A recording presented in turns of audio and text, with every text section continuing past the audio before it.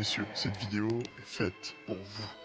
Depuis quelques années, on subit une attaque contre la masculinité. Tout signe de virilité est attaqué. On n'a plus le droit de tenir les portes, plus le droit de vouloir travailler dur pour pouvoir permettre à notre femme de rester à la maison et éduquer nos enfants. Le monde moderne transforme les hommes en femmes.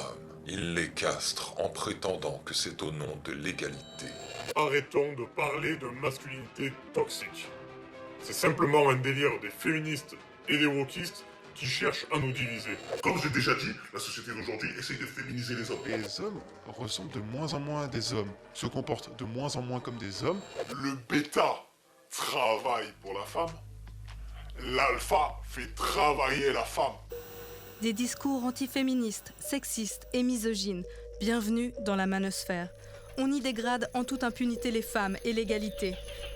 Des propos parfois violents, à la limite de la légalité. Les nanas, elles gagnent pas grand-chose parce qu'elles aiment pas bosser, qu'elles savent pas bosser, qu'elles ont peu de compétences. Les femmes aiment les connards. Plus tu t'en Vous n'êtes tapes, peut-être jamais tombé sur ce genre de vidéos. Et pourtant, elles pullulent sur les réseaux sociaux. Le public cible, des hommes, jeunes ou moins jeunes, qui se questionnent sur leur virilité. Elles seraient en péril dans notre société ? Vraiment ? On essaye de rendre les hommes honteux de leur masculinité et la plupart d'entre nous sont complètement perdus. Les hommes sont-ils menacés, comme veulent nous le faire croire ces vidéos ? Mais au fond, c'est quoi et comment être un homme aujourd'hui ?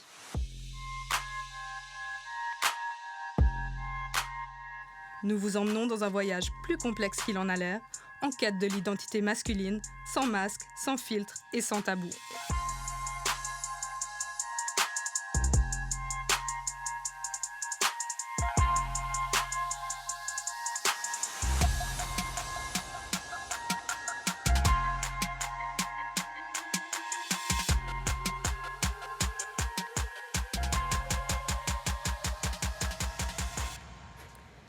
C'est en Suisse romande que nous rencontrons Martial Husson.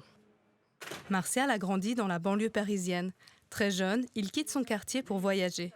Il cumule alors toutes sortes de métiers, de marin-pêcheur à barman. À 40 ans, il opère un virage professionnel drastique. Il devient coach en séduction. La virilité, c'est devenu son fonds de commerce. C'est très bien. C'est lumineux. Oui, c'est estival. C'est parfait. La virilité est de plus en plus mal vue, parce qu'on confond souvent virilité et machisme. Et donc on empêche, on dit aux hommes d'aujourd'hui, il faut plutôt être gentil, il faut être égalitaire, tous pareils. Non. Malgré ce qu'on peut dire aujourd'hui, la grande majorité des femmes ne sont pas attirées par la faiblesse chez un homme. En fait, être un homme, c'est surtout quand votre famille, vos enfants, votre femme, même certains d'autres, disent le monde peut s'écrouler, cet homme, il tiendra la baraque. Moi, l'enseignement que je donne, et si vous regardez sur mes annonces, c'est devenir un gentleman moderne. Martial ne s'en cache pas. Il défend une masculinité virile et traditionnelle. Pour lui, être un homme, c'est répondre à des injonctions très précises.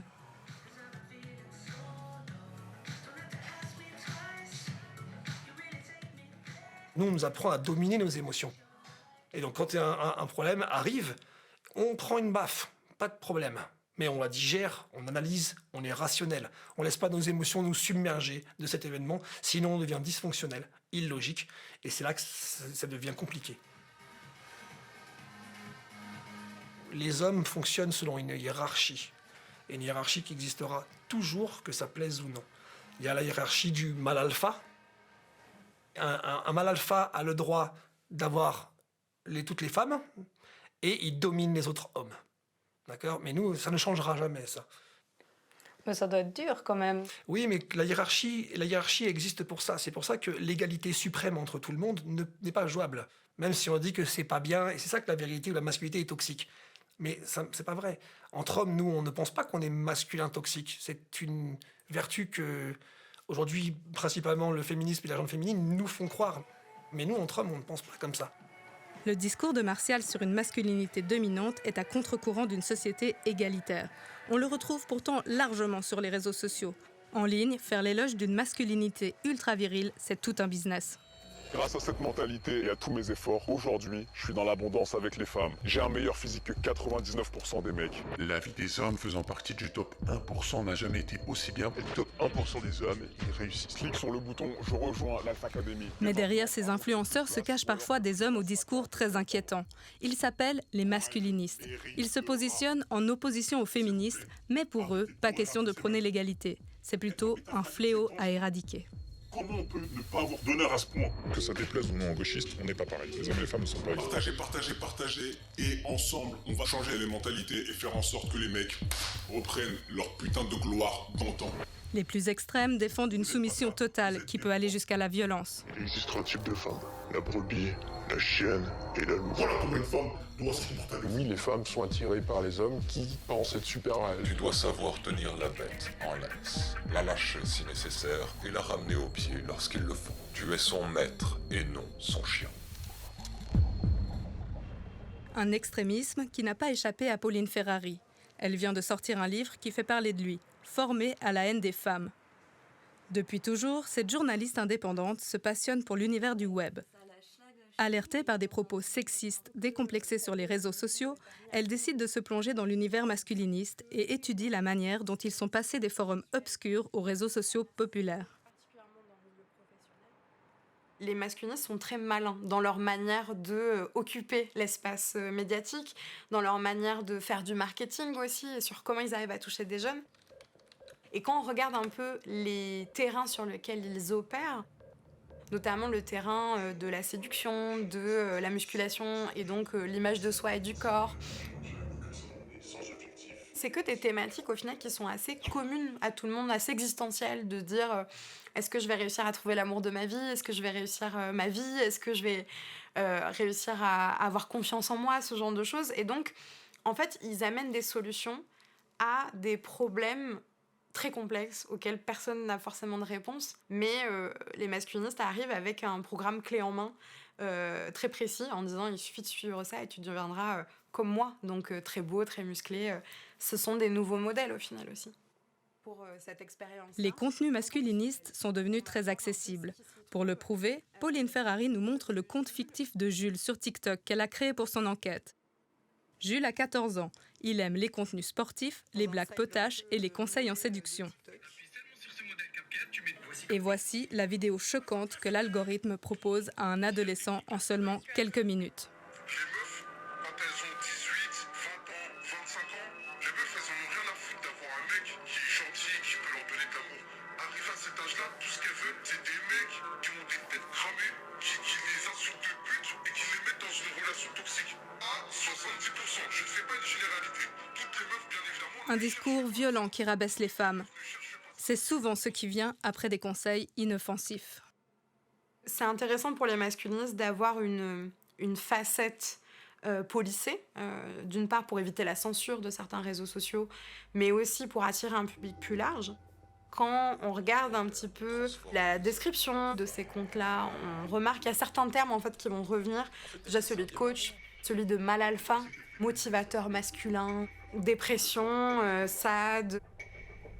Ce genre de mots, en fait, donc liés à la santé mentale, liés aussi à la musculation, au développement personnel, qui peuvent amener vers des contenus masculinistes beaucoup plus hard, beaucoup plus prononcés, et qui, là, révèlent la vraie facette aussi de ce que c'est le masculinisme. Les masculinistes profitent de la vulnérabilité de leur public. Comment de tels propos peuvent être si facilement accessibles et non censurés, alors que certains pourraient tomber sous le coup de la loi, notamment pour incitation à la haine. La plupart de la modération sur la plupart des plateformes de réseaux sociaux est majoritairement algorithmique. Ce qui fait que ce sont des algorithmes qui vont en fait, scanner les images, par exemple, pour voir s'il n'y a pas de nudité, ou utiliser des systèmes de reconnaissance vocale pour détecter certains mots, par exemple. Mais on sait très bien que les algorithmes fonctionnent pas tout le temps, que des fois il y a un besoin de modération humaine. Et comme ces contenus-là ils fonctionnent, la plateforme n'a pas forcément beaucoup d'intérêt à les supprimer, quoi. Sur la toile, les masculinistes sont organisés en sous-communautés et recrutent en secret. Ils font partie de ce qu'on appelle la manosphère. Pour citer les plus connus, les pick-up artistes, les artisans de la drague. Ils voient les femmes comme des objets à conquérir, quitte à utiliser des techniques de manipulation. Les MGTO, Men Going Their Own Way. Ces hommes ne veulent plus côtoyer les femmes, autant dans leurs relations professionnelles que privées. Selon eux, elles sont toutes vénales et manipulatrices. Les MRA, Men's Rights Activists, les militants du droit des hommes.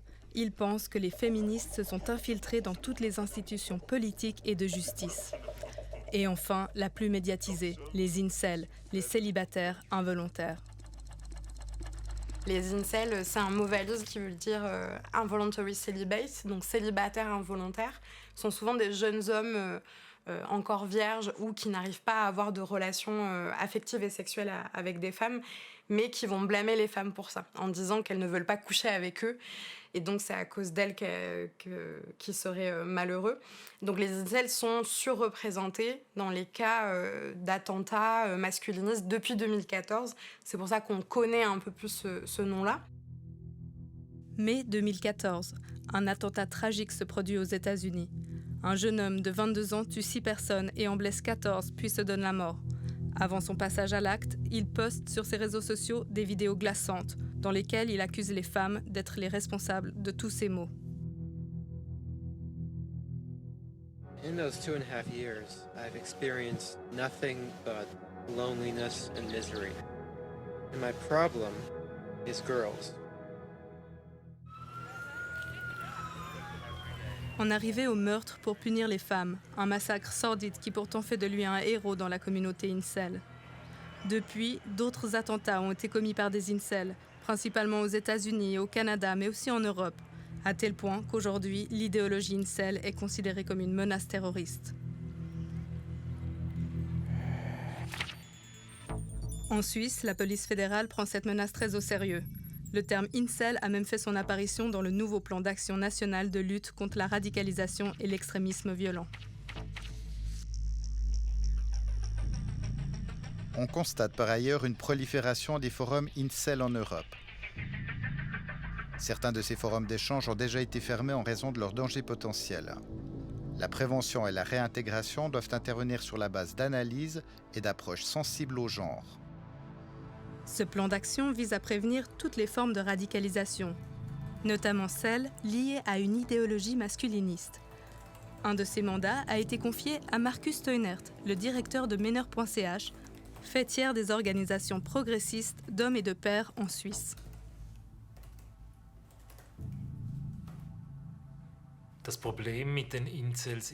Le problème avec les incels, c'est qu'ils n'ont plus rien à perdre. Dans leur vision du monde, ils ne peuvent rien changer à leur destin. Ils pensent qu'ils ne sont pas assez attirants. Ils ne voient pas qu'ils provoquent cela par leur comportement. Et c'est ça qui n'est pas attirant pour qu'une femme s'engage dans une relation. Et le fait que vous n'avez plus rien à perdre vous rend imprévisible. En Suisse, nous avons au moins jusqu'à présent été épargnés par des actes de violence majeurs, des actes terroristes, des tueries. Et en même temps, je comprends la mission des autorités de sécurité. Nous devons être vigilants.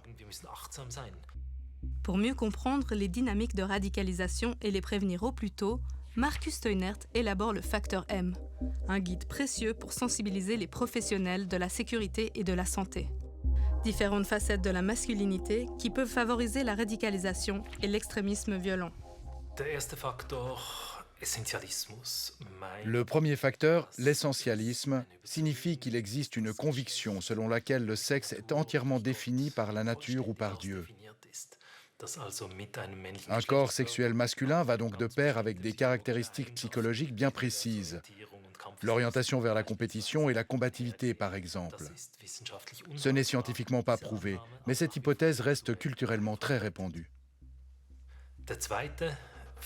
Le deuxième facteur, l'hypermasculinité, c'est-à-dire un rapport masculin à soi qui part du principe qu'en tant qu'homme, je dois toujours et dans chaque situation tout donner pour paraître viril, c'est-à-dire surtout éviter tout ce qui pourrait paraître féminin ou gay, donc en particulier faire preuve de dureté, de force et de souveraineté dans chaque situation de vie.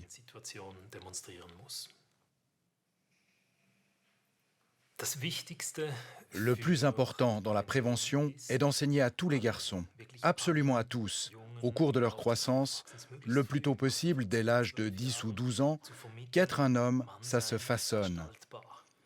Il n'existe pas une seule forme de masculinité. Il n'y a pas d'automatisme dans ce que doit être un homme. Nous devons donc donner aux jeunes hommes le pouvoir de se demander « Quel homme j'aimerais être ?»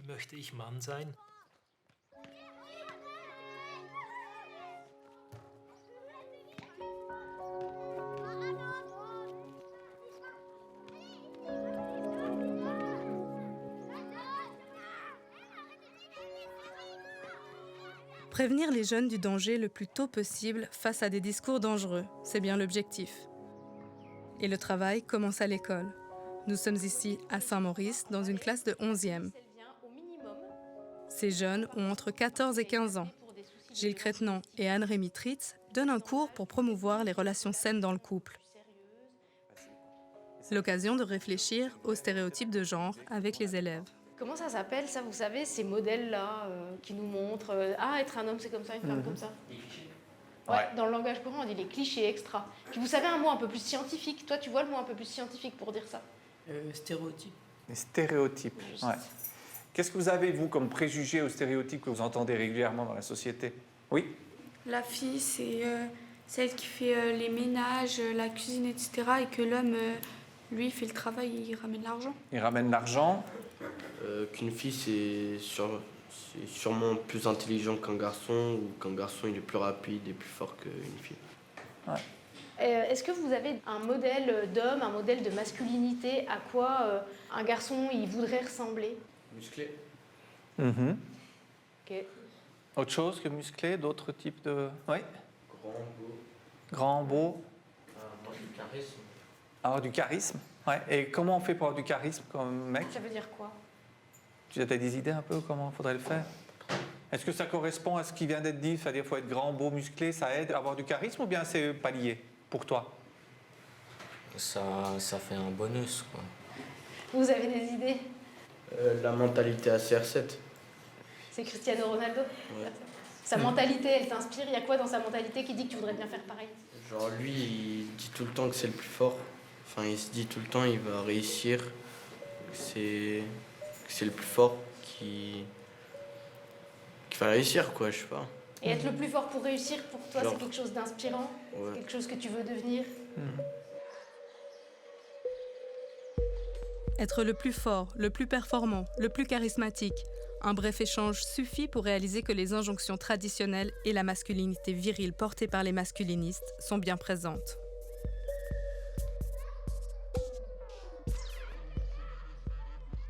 Les normes de masculinité, c'est dire qu'on doit être fort, qu'on doit être inattaquable. Donc, en fait, on doit cacher ses émotions, puisque l'émotion est vécue comme une faiblesse. Or, un homme ne peut pas être faible. Un homme viril n'a pas le droit d'être faible.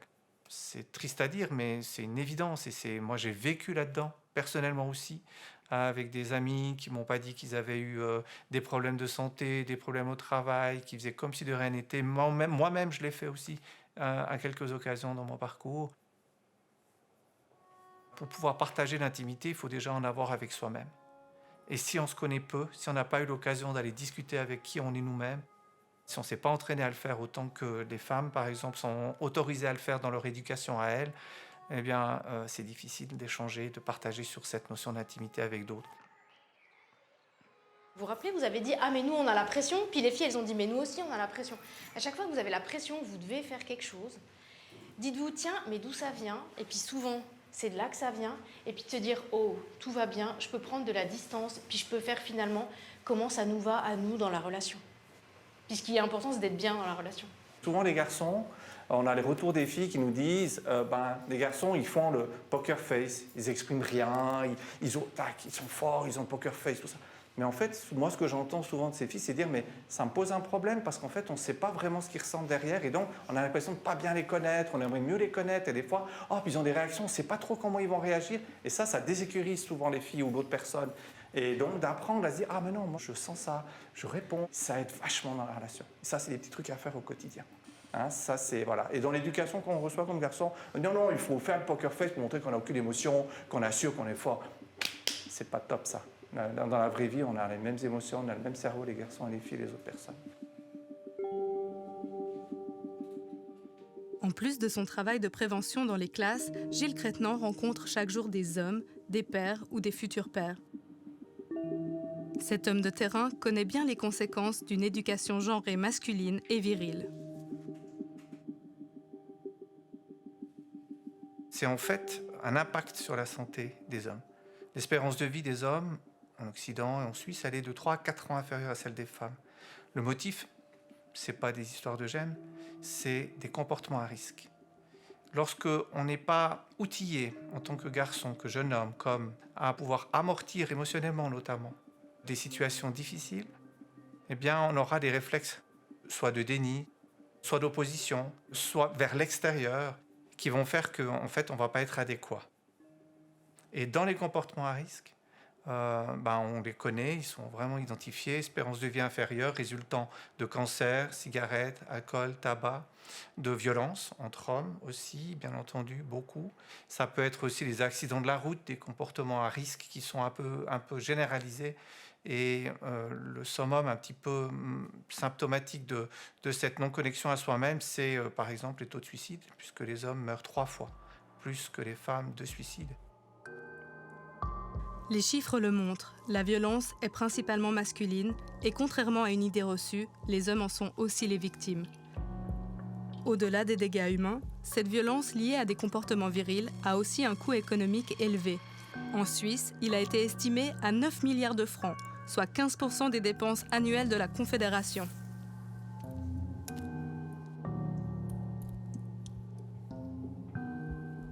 En fait, on subit en tant que garçon une certaine violence puisqu'on nous coupe de nos émotions, nos ressentis. Lorsqu'on dit à un gamin, t'as pas le droit de pleurer, tu dois cacher tes émotions, t'as pas le droit de rester, ça aux États-Unis, il y a une étude là-dessus, t'as pas le droit de rester avec ton copain à 13-14 ans, sinon tu vas passer pour un homosexuel, et qu'on se coupe des amitiés à ce moment-là, pour un adolescent, une adolescente, c'est juste des âges tellement importants, c'est violent. Et quand ce même adolescent grandit, il n'est pas rare qu'il repousse cette violence contre les autres ou contre lui-même.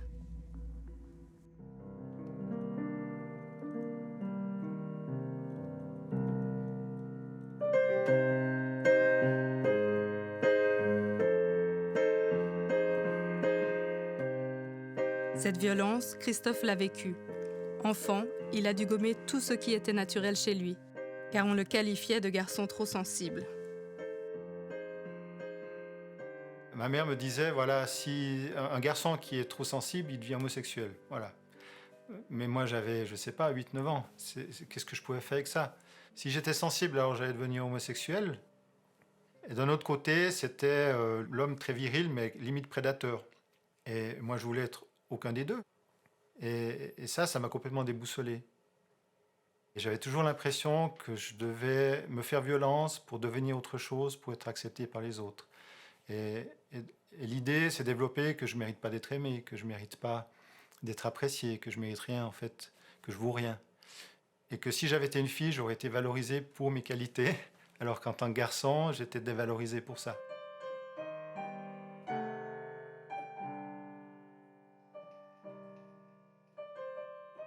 À la puberté, j'ai fait consciemment, j'ai dit « Ok, je vais arrêter de souffrir ».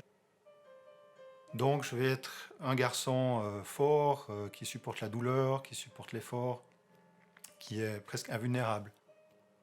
Alors j'avais fait une barrière entre l'extérieur, ce que je montrais à l'extérieur et ce que je vivais à l'intérieur. Et ce qui fait que j'étais très, très, très dissocié, on va dire.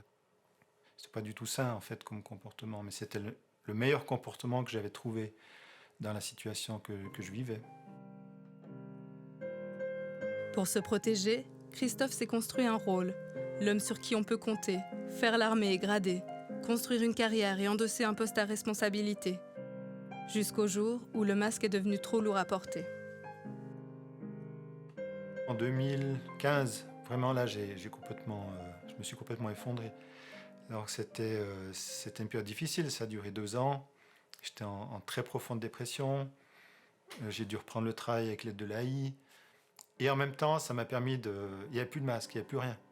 Il y avait juste l'angoisse, il y avait juste la peur, il y avait juste mais qui je suis, qu'est-ce qui se passe dans ma vie. Et puis après, petit à petit, reconstruire ça en fait, mais reconstruire autrement. De son passé, il ne reste que quelques photos. Depuis l'effondrement, Christophe veut se reconstruire et apprendre à se connaître. Dans cette démarche, il participe à un groupe de parole, uniquement composé d'hommes. Alors c'était tout un questionnement par rapport à quel homme je suis, quel homme j'ai envie d'être, quel homme j'ai envie de devenir.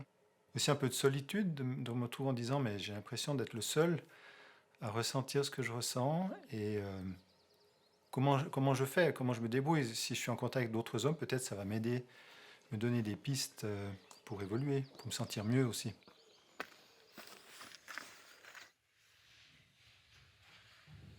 Échanger sur la masculinité et proposer des cercles d'hommes, c'est le pari qu'a fait le Neuchâtelois, Vincent Delfosse. 2 fois par année, il organise à Chaumont des cycles de rencontres pour explorer la question du masculin. Vincent propose un espace de confiance en pleine nature où les hommes peuvent se sentir en sécurité pour exprimer leurs émotions sans peur du jugement.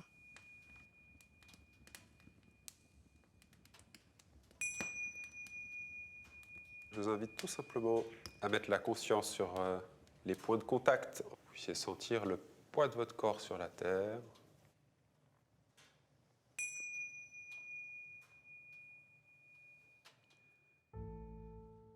Les cercles d'hommes ne sont qu'une petite partie de l'activité de Vincent. Il est également formateur en communication non violente et guide de randonnée. Quand il organise un cercle d'hommes, il est autant animateur que participant. Vincent se livre aussi sur ses expériences personnelles avec les autres hommes.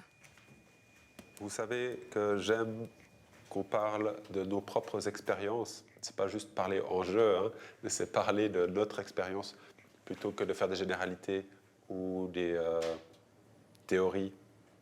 Ici, je crois que ce qui est précieux, c'est l'expérience de chacun. Donc, si vous avez très envie de raconter une histoire, racontez plutôt pourquoi c'est précieux pour vous de raconter cette histoire. Quelque chose qui est récurrent dans les cercles d'hommes que j'anime ou auxquels j'ai pu participer, c'est vraiment ce « Ah, je suis pas le seul ». Ah, ça fait du bien d'entendre « Ah, je suis pas le seul à vivre ça. Ah, je suis pas le seul ». Moi, j'aimerais être plus dans l'être. Et puis ça c'est du job, j'y arrive pas encore. Ouais. Voilà. C'est toujours intéressant quand on sent que l'autre est authentique, ben, tout d'un coup la discussion elle devient vraiment intéressante, vraiment passionnante. Quand on sent qu'il y a une mise en scène, c'est moins intéressant. Enfin, voilà. L'autre côté. L'exercice de ce soir, oser révéler 2 facettes de sa personnalité. Celle qu'on décide de montrer au grand jour et l'autre plus secrète. Parce que j'adore tout ce qui glisse. J'ai aussi envie de vous partager. Ça a bougé en vous entendant parce que je me dis, ah mais ça c'est aussi un petit peu mon histoire en fait.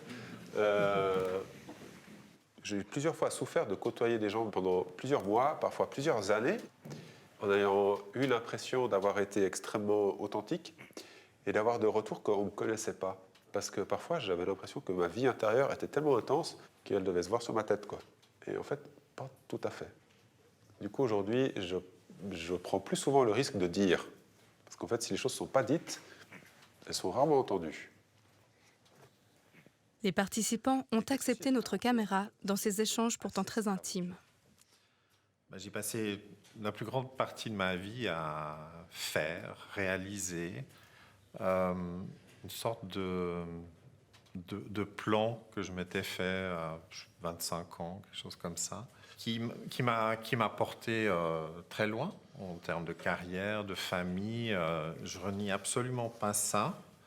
Mais en fait, ça m'a caché de qui je suis depuis maintenant 6 ans.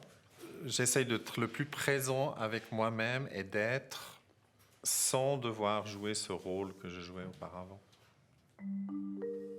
Au fur et à mesure que le soleil se couche, la parole des hommes se libère et fait écho. Quand je les entendais parler de rôle, de jouer des rôles, je pense que par rapport à mes amis, ma famille et puis tous les gens qui m'entourent, depuis enfant, j'ai souvent joué un rôle. Je viens d'une famille avec une grosse histoire, je veux dire, et c'était pas toujours évident dans cette famille-là.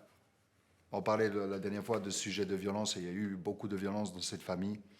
Ce qui me revient, c'est que j'ai toujours joué vraiment ce rôle de la personne qui peut peut assumer ou qui peut en tout cas tenir le coup, quoi, par rapport à ce qui se passe à la maison. Et même dans mon couple avec ma femme, j'ai aussi pu, enfin avec mon ex, j'ai pu, la mère de mon fils, j'ai pu aussi jouer ce rôle-là, du rôle de l'homme qui tient, qui est là, qui a la force, quoi. J'ai pu avoir ce masque alors que c'était pas forcément le cas en moi et que j'avais beaucoup de choses à gérer au fond de moi et que je savais pas où me tourner, quoi. Et alors ça me parlait vraiment ce que vous avez dit avant, quoi. Ça me parlait vraiment. Alors merci pour ça. Qu'est-ce que ça fait du bien de se dire, ok, j'ai un peu moins peur d'avoir honte, j'ai un peu moins peur d'être exclu, je peux faire partie avec qui je suis. Quelque part, j'ai plus besoin de m'acheter des tonnes de trucs ou de montrer combien je suis fort ou riche pour éviter d'avoir honte ou éviter de pas être un homme. C'est vrai que moi, je rencontre certains hommes qui se sont construits une histoire hallucinante. Ou sur le papier, ou sur le profil LinkedIn, où c'est fait « Waouh, trop bien !» Mais en fait, à l'intérieur, c'est pas ça mon histoire. C'est pas ça que je voulais vivre. Puis là, clairement, il y a la moitié de ma vie qui est largement passée, quoi. Du coup, je fais quoi? L'aspect intérieur, j'ai mis la liberté. Et quand je dis ce mot liberté, moi, c'est une énergie qui vient. Et c'est ce besoin de toujours remettre en question, de toujours rester libre, en fait. C'est un peu tout mon cheminement ces dernières années. C'est d'oser être qui je suis aussi face aux autres et être pleinement qui je suis aussi. Donc c'est à partir de quel âge que vous apprenez à vous connaître? 50 ans. Ouais, c'est un sacré chemin. C'est... Ouais. Quelque part, je me suis dit, ouais, j'aurais bien aimé le connaître jeune, plus jeune. Et l'effondrement, c'est la même chose qui me soit arrivée. Parce que j'ai eu la chance, quelque part, de tout remettre à zéro. Alors, on ne remet jamais tout à zéro. Hein. J'ai une vie, j'ai eu 50 ans de vie avant. Mais quand même, j'ai une liberté maintenant. Maintenant, je découvre tellement de choses que m'apporte cette sensibilité. En fait, c'est ma plus grande qualité. Et ça, c'est aussi beau. Ça m'émeut beaucoup de me rendre compte de ça et me dire, ouais, c'est ma plus grande qualité. Quelle que soit la manière dont le reste du monde va l'interpréter ou va la juger, c'est ma plus belle qualité, point.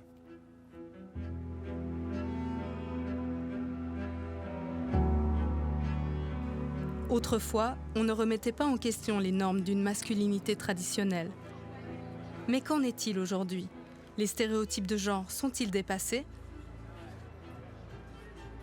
Nous sommes allés poser la question à des jeunes en ville de Genève. Pour moi, être un homme, c'est être une personne avant tout. Je pense que le genre finalement peut avoir avec la qualité de la personne qu'on a envie d'être. Et je pense qu'être un homme, ça veut vouloir dire beaucoup de choses. Ce qu'il faut, c'est juste que ces conceptions-là n'empiètent pas sur celles des autres et soient respectueuses du bien-être social commun. Je pense que quand on est un homme, oui, on ressent des émotions, enfin comme tout le monde. Après, il y a peut-être chez certains un tabou pour en parler, ce que je trouve dommage. Mais non, enfin, je pense qu'on ressent les émotions, oui, comme tout le monde. Moi, ça fait du bien de voir justement des jeunes garçons être à l'aise et puis oser dire les choses, quoi. Et être OK avec le fait qu'ils pleurent des fois quand ils sont tristes. Et puis voilà, pas de se cacher par rapport à ça. Les normes, que ce soit féminines ou masculines, elles changent beaucoup et puis elles s'adaptent en fonction de la société. Mais un homme aujourd'hui, je pense que il tend plus à un peu avoir sa part de féminité. En tout cas, pour nous, les femmes, moi, je valide plus un homme proche de ses émotions. On dit souvent d'un homme maintenant qu'il est déconstruit. J'ai une famille qui m'a quand même permis de déconstruire tout ça. Et que, dans ma vision des choses, être un homme, c'est être là pour les autres. Genre, et c'est juste un sexe, c'est genre, t'es assigné comme ça, ou t'es une femme, t'es un homme. Mais en aucun cas, tu as plus de privilèges qu'une autre personne, dans ma façon de voir les choses. Aujourd'hui, être un homme, c'est surtout avoir conscience de ses privilèges, ouais. Quand je parle avec mon grand-père, je vois qu'il y a un grand... en termes d'époque, on n'est pas là du tout. Et du coup, chaque fois, je suis en train de lui dire, non, tu sais qu'aujourd'hui, bah, on est plus comme ça, on est plus comme ça, on a plus le droit de se chercher, on a plus le droit de s'émouvoir. Et pour moi, pleurer pour un homme, je vois pas ça mal. C'est même bien. Ça montre qu'on est humain, on pleure, on a le droit de pleurer. Même les plus grands, tout le monde pleure en fait. C'est comme ça. Et moi, je trouve que c'est important.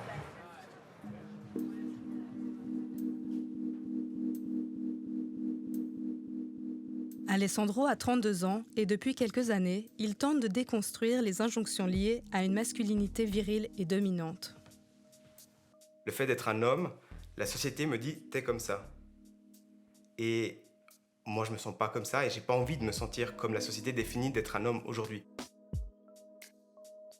Alessandro ne se reconnaît pas dans les normes d'une masculinité traditionnelle. En couple depuis 15 ans, il pensait atteindre l'égalité avec sa compagne dans le partage des tâches.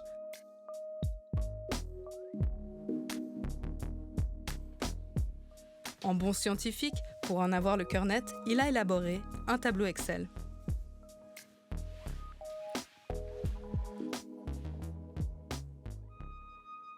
En soi, je me disais, on n'est pas trop mal, vu qu'on avait déjà défini des tâches personnelles qu'on s'était divisées. Mais ça avait été en fait plutôt la réflexion de me dire il y a des choses qui sont très évidentes, passer l'aspirateur, leur passage, etc. Mais après, il y a des petites choses peut-être plus insidieuses, du moins pour moi, ou qui sont peut-être plus invisibles, que ma partenaire faisait beaucoup plus que moi. Et ça, pour les deux, ça a été aussi un challenge de vraiment, pendant 2 semaines, essayer de réfléchir à quand on fait quelque chose, à se rendre compte qu'on est en train de le faire, en fait, pour le quantifier. C'est là qu'on s'est rendu compte qu'il y avait, en effet, une disparité. On était plus sur du 40, 60, en tout cas, voire, là-dessus. Cette prise de conscience a été le moteur de nombreuses démarches. Alessandro écoute des podcasts et lit des livres qui mettent en lumière d'autres modèles plus égalitaires de masculinité. Rencontre avec le Mexpliqueur, le mec qui explique la vie au mec. Ça a été un peu une révélation, au-delà de juste ce qu'on a un peu l'image des tâches ménagères, etc. En fait, de se rendre compte qu'en tant qu'homme, on peut avoir un impact, autant au niveau professionnel, dans la vie de tous les jours, etc. Et du coup, c'était un peu de se rendre compte de toutes ces choses qui étaient un peu invisibles. Et le processus de réflexion a été de me dire, en fait, je ne suis pas en accord avec ça. Alessandro s'est sensibilisé au sexisme ordinaire et veut agir. Il remet en question ses privilèges en tant qu'homme et s'interroge sur ses comportements, innés ou sociétals. Depuis une année, il va plus loin dans sa démarche. Alessandro investit son temps et son argent dans les coachings avec David Saltiel.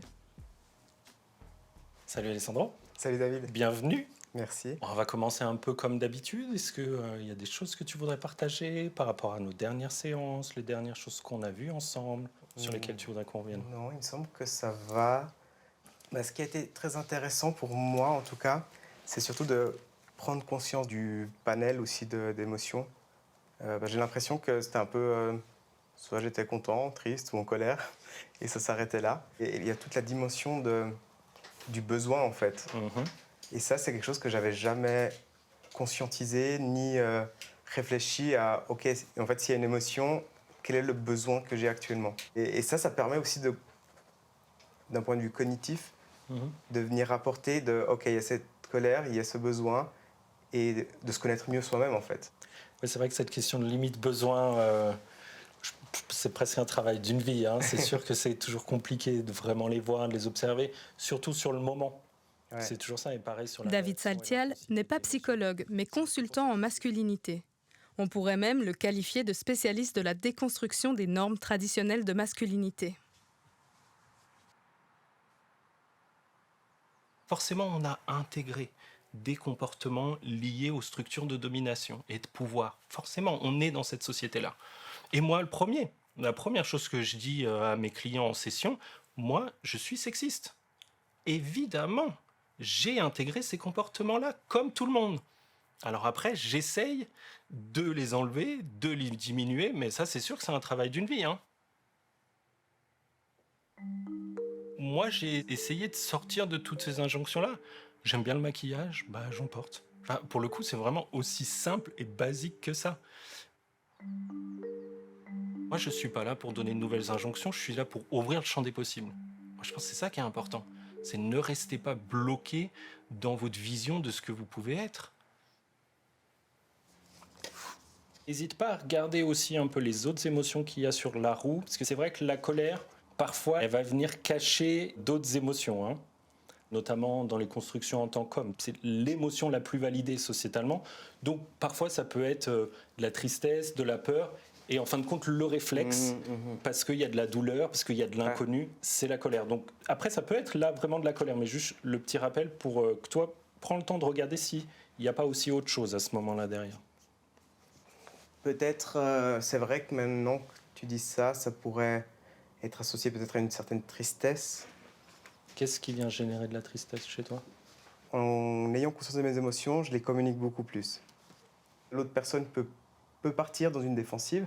Je comprends tout à fait en fait, le côté défensif.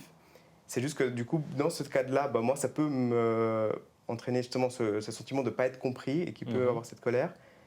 Et du coup, la discussion devient moins constructive en fait. Mon discours, hein, parfois, a tendance un petit peu à irriter certains hommes.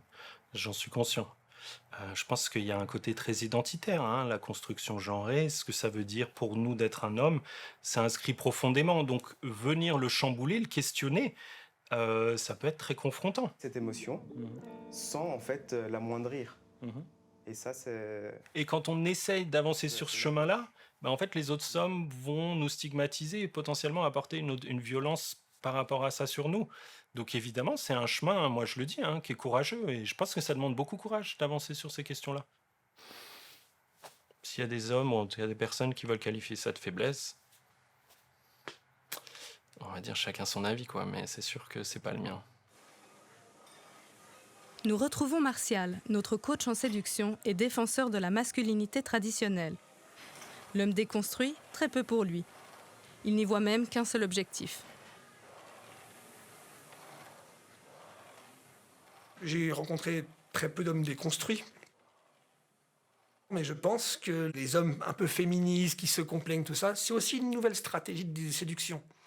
Parce que je vais vous dire un truc, si demain les femmes menaient un accord en disant bah, tous les hommes doivent être comme ça, donc déconstruits, tous les hommes doivent être comme toutes les femmes le disaient, pour pouvoir coucher avec nous, bah, tous les hommes le feraient. On le ferait tous, d'un seul coup. Ce serait la nouvelle clé pour vous, pour avoir les femmes, on le ferait tous, soyons honnêtes. Donc en fait, c'est tout simplement bah, un homme qui s'est fait rejeter, en fait, qui essaye une nouvelle stratégie en répondant aux exigences de certaines femmes, parce que les hommes déconstruits sont généralement très féministes. Moi, je pense que les hommes qui sont déconstruits, bah, ils acceptent tout dans l'espoir de se faire accepter, surtout. Il y a des hommes qui utilisent la manière de se déconstruire pour séduire des femmes, je pense. Mais si, en fait, le but principal est juste d'avoir quelque chose de façade, un peu en ce vernis de féminisme, peut-être, pour, en fait, arriver à un but qui est juste de la séduction. Et ça amène un côté péjoratif, en fait, à la démarche. C'est plus facile de ne pas se remettre en question et de rester sur nos acquis, nos privilèges, etc. En fait, c'était beaucoup plus facile de rester là-dedans que d'entamer un processus, j'ai l'impression. Et donc, pourquoi on le fait ? Peut-être, en tout cas de mon côté, c'était une vision de... Je me rendais compte que si j'entamais ça, je voyais une meilleure version de moi. Plus en accord avec mes valeurs aussi. Et ça a que amélioré autant la dynamique de couple, autant aussi en fait le cercle amical où en fait ça a vraiment développé des amitiés plus authentiques. La démarche d'Alessandro reste marginale et souvent critiquée. Il a longtemps hésité à témoigner par peur de représailles. Son discours nuancé a bien moins de retentissement que les slogans chocs des masculinistes.